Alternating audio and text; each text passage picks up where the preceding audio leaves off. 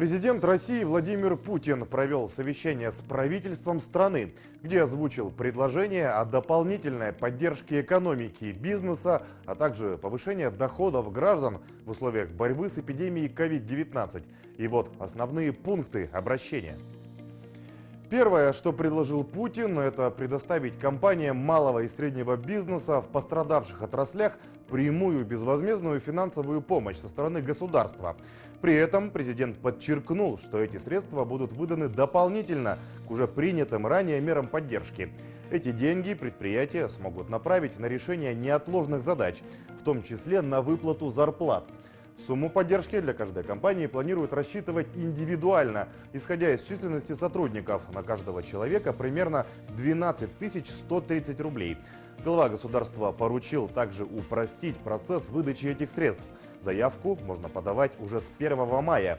Единственное обязательное условие, чтобы получить такую поддержку, нужно сохранить в организации 90% штатной численности работников на 1 апреля.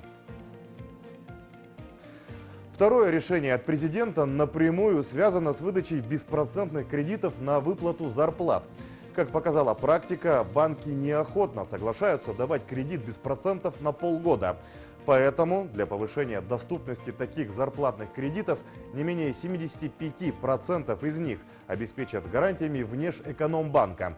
Расширили и применение такой поддержки. Беспроцентный кредит на выдачу зарплат смогут взять крупные предприятия. Поручено доработать список системообразующих предприятий. Это стало третьей дополнительной мерой, предложенной главой государства. Важно, чтобы в список включили предприятия исключительно важные для всей национальной экономики, отметил Владимир Путин.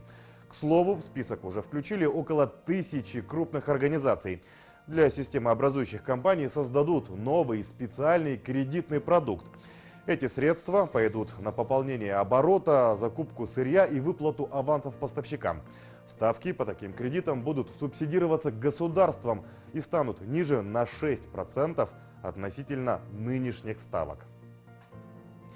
Четвертой, не менее важной мерой дополнительной поддержки станет финансовая помощь регионам.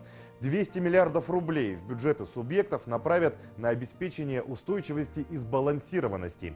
Использовать средства разрешено разнообразно. Например, на поддержку занятости и деловой активности, на выплату пособий или зарплат бюджетникам. В общем, на усмотрение самих регионов. Кроме того, президент поручил направить в качестве экстренной неотложной меры 23 миллиарда рублей авиакомпаниям. Эти деньги пойдут на лизинг авиатехники, пополнение оборотных средств, выплату зарплат, оплату стоянки воздушных судов.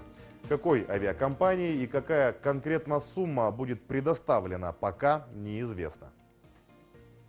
Такие новые меры поддержки экономики в условиях борьбы с коронавирусом предложил президент. Мы продолжаем следить за развитием событий. Оставайтесь дома и будьте здоровы!